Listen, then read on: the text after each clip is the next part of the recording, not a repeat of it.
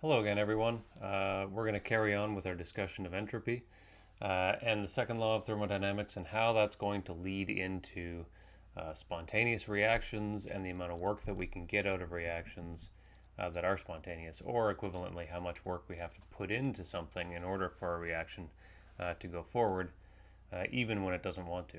Okay, so what do we talk about when we're saying a thermodynamically favored process? What's favored about it? What we really mean there is something that will happen without an input of excess energy. So we've already mentioned here, this occurs when the change in entropy of the universe goes up. So overall, the entropy meaning like how diffuse energy is, how spread out it is, how many different ways we can store energy, or where we can put it together. Um, as long as that process is continuing to make the energy more spread out over time, then it's a thermodynamic process that can go in ahead without extra work and can possibly give us work back out. Okay, so surroundings add or remove heat from the system. Sure. Um, Again, remember that we've defined our system as just the area of the universe that we're interested in, and the surroundings is just the rest of the universe. So when we say that it can add or remove heat from the system, think about like a pot on a stove. You turn the stove on. Now the surroundings, so the stove and the rest of the universe, are putting heat into the pot. Removing heat from the system, same kind of deal. If I have my usual cup of coffee cooling down on the desk, the rest of the universe is extracting or removing heat from that system. In the first case, we would call it a heat source. So this would be the element on the stove, or a heat sink. In the coffee cup's case, the heat sink is just air. It's just room temperature air. Um, and in both cases, okay, well, maybe less so with the stove element, but when we're talking about the surroundings generally, um, okay, instead of a pot on the stove, let's say that I had a cold glass of lemonade at room temperature, it's going to gradually come up to room temperature as opposed to my coffee that's getting down. In both cases, we don't talk about the temperature outside of our system changing, just because it's so large and there's so much mass there that would have to change in order for the temperature to change. Um, okay, but these, again, we can have exothermic or endothermic processes. Um, can be spontaneous. So our exothermic process would be something that is releasing heat into the atmosphere, my cooling cup of coffee, for example. Um, so here we say the heat in the system is the change in heat in the system is less than zero. That means that the heat in the surroundings is going up. And so, because the temperature isn't changing in the rest of the surroundings, but the heat that we're pushing into it is going up, then we say the entropy of the surroundings is also going up. Um, and we can look back on that saying that this is our entropy is equal to the negative Q, negative Q over temperature. So this would be the negative Q of the system. Again, this is just what we're measuring, but the Q of the system is just going to be the opposite to whatever goes out into the surroundings. So this really is also equivalent to the positive heat of the surroundings per temperature. So you can see that it's positively correlated with the heat for the surroundings, change in heat of the surroundings, and temperature isn't changing because, like we established, the surroundings are just so large that a little bit more heat isn't really going to change the temperature. Okay, so an endothermic process, all of these are just reversed, right?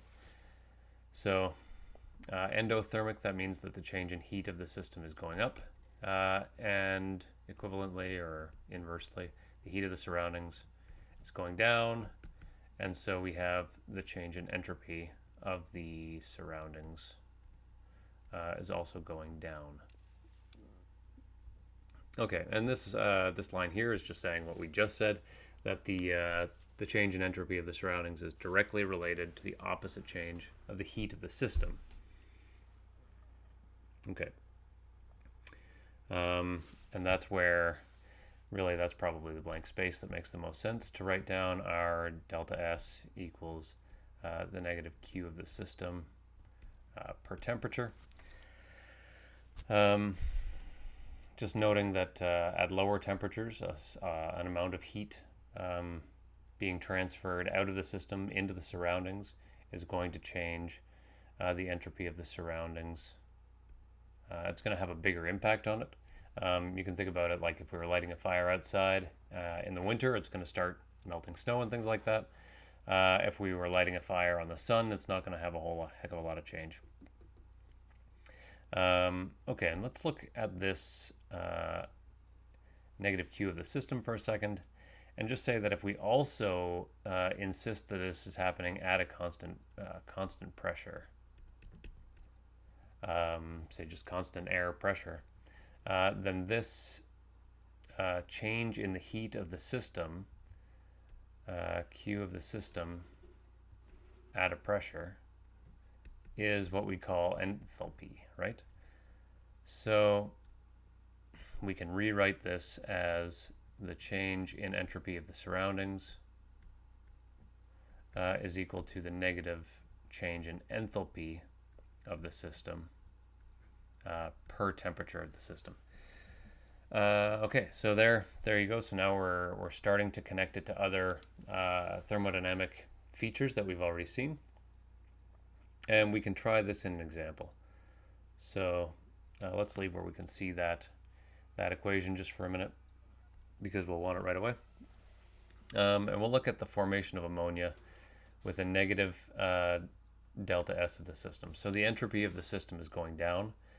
We can see that we can estimate that because we have 1, 2, 3, 4 moles of gas in the reactants and only 2 moles of gas in the products. So we would assume that or we could guess, as just by our rules of thumb, that the entropy overall is going down. And indeed it is. So we want to calculate the delta S of the universe and state whether the reaction occurs spontaneously at this temperature. So here we're saying that if the change in entropy of the universe is going up, if that's positive, then it's still spontaneous, even though the change in entropy of the system is negative. And it gives us the heat of enthalpy of ammonia at negative 45.9. Okay, so here we have, let's use that at the beginning. So we have delta S of the surroundings is equal to negative delta H over T. I'm just going to write it there so that we can still see it. And what are we trying to find? The change in entropy of the universe. So we have delta S universe. And we already know that that's equal to the change in entropy of the system plus the change in entropy of the surroundings. So that's the universe. What we're interested in, everything else. Okay, delta S of the system is given to us directly, so we have 197 joules per mole Kelvin.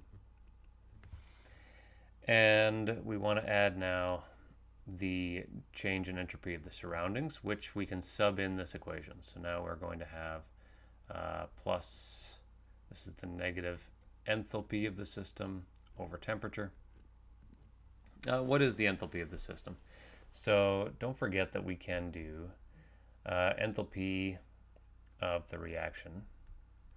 We can calculate according to Hess's law. So this is the sum of N delta H of formation for the products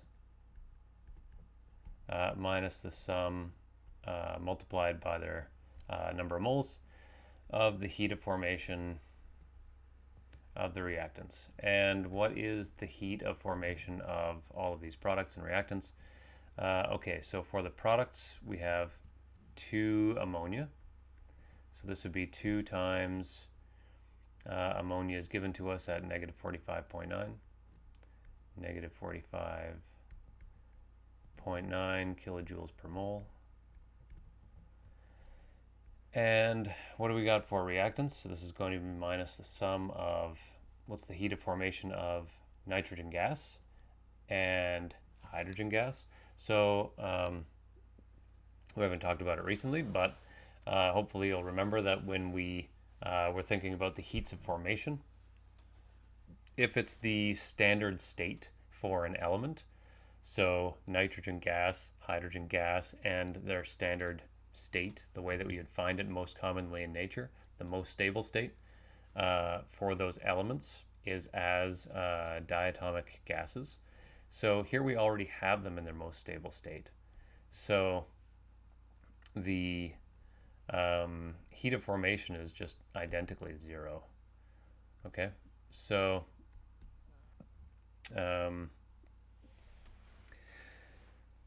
we have the heat of formation there. So this will be minus what, 91.8 kilojoules per mole. And we can plug that in. Temperature, I have it directly in the question, so it's at 298 Kelvin. So we can write this out again. Joules per mole Kelvin.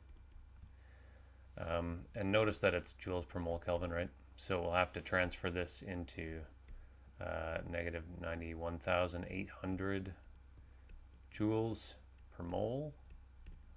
And here comes the Kelvin, so we know that it's the units work out. So we have it over 298 Kelvin. And this whole thing, so this is actually going to add to, or the quotient there is 308. Just if you're following along at home, 308 joules per mole Kelvin. So the grand total is 111 joules per mole Kelvin. Okay, so this would be our change in entropy of the universe. And it's positive, so this tells us that this is a spontaneous reaction. Why is it that we don't see nitrogen and hydrogen forming ammonia just in the air? I mean, most of our air is nitrogen gas. Hydrogen is not that uncommon, so why don't we just get ammonia rain? Well, again, remember that thermodynamically favored does not mean fast. So the kinetics of this reaction are so poor that it really does take a lot of heat and some other metal catalysts to make this go forward. Okay. So moving on, so that's what we're thinking about when it comes to entropy of the universe and spontaneity.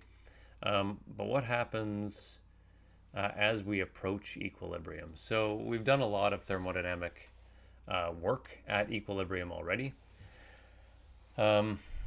So for a process approaching equilibrium, so this would be something that is change in entropy of the universe is greater than 0, but it's moving towards 0. Okay, so we're saying that even though the process as it's occurring is right now increasing the entropy of the universe, as it continues, that's not necessarily going to continue being the case. Imagine if we're dissolving a salt in water. So as you're dissolving that salt, if you just put some salt in, like salt crystals in water, even table salt, immediately it's going to start dissolving and breaking up. And it's going to happen, again, without any kind of energy input from us. So this is a spontaneous process, the dissolution of salt into sodium and chloride ions. But at a certain point, it's dissolved. There's no more work you can get out of this. It's not changing anymore. Once it's dissolved, all of those ions are just going to sit there in the water. They'll move around, but they're not going to be significantly changing. So for a process at equilibrium, we say that the entropy of the universe, or the entropy change in the universe, is not changing at all. It's as it is now. So that means that the change of entropy of the universe is just equal to 0. Or we can say that the change in the entropy of the system is equal to the negative change of entropy in the surroundings. So it's just going back and forth. And we've talked about that actually for chemical reactions this whole time, that at equilibrium, the forward process is just as quick and just as favored as the reverse process. So even though you're getting some reactions still happening, we're not producing anything new. So when you think about phase changes specifically, so phase change like liquid water turning into, say, water vapor or water as a gas. So this is going to happen at 100 degrees Celsius or at 373 degrees Kelvin. 373 Kelvin. So what's happening to the change in entropy of the universe? If you play the whole thing out, you will find that the enthalpy of vaporization, so actually we can write this down. We have a little bit of time here. So we have the standard entropy of liquid water is 86.8 joules per mole Kelvin. And we have the standard enthalpy of water vapor at 195.9 joules per mole Kelvin. It should be higher, right, because it has more degrees of freedom as a gas than as a liquid. And the enthalpy of vaporization for water is 40.7 kilojoules per mole.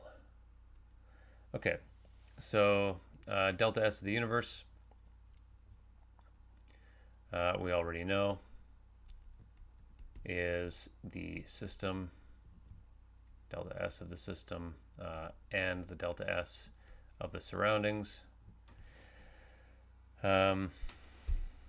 So we have all of that, I think, written down at this point. Yeah, okay, so for the system, delta S should be the products minus the reactants. So this is 195.9 minus 86.8 joules per mole Kelvin.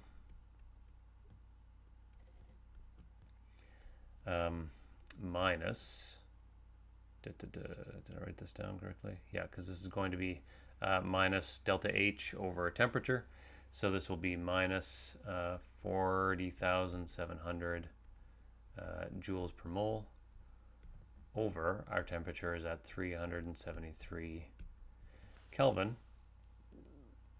And do the math on this, we're going to find out that it's 109.1 joules per mole Kelvin minus 109.1 joules per mole Kelvin. Or, again, 0, because a phase change is a process at equilibrium.